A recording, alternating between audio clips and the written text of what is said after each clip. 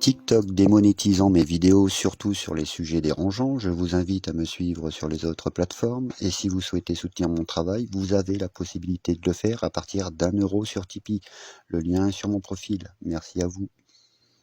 Partout sur le territoire français, nous relocalisons parfois des choses que nous avions arrêtées. La France n'est plus une championne de l'industrie, on le sait, mais elle est la championne des délocalisations et le pays le plus désindustrialisé. C'est un record. En 2024, plus de 60 000 patrons ont perdu leur emploi.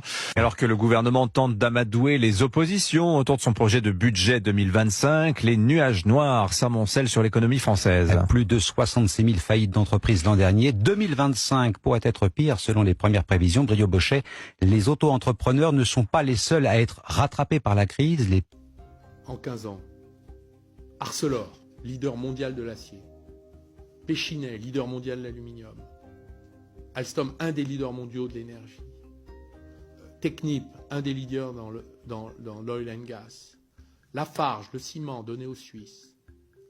Alcatel, détruit, vendu à Nokia. On aurait pu racheter Nokia, on était plus haut qu'eux.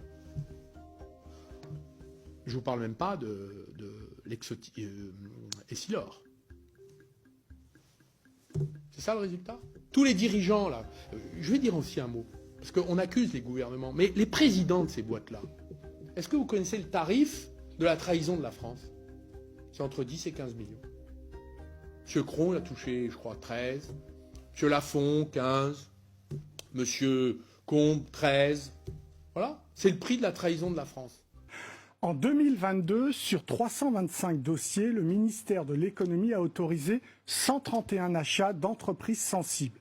On est en train de parler de Stellantis, 14 milliards d'euros de bénéfices, pas d'impôt sur les sociétés en France.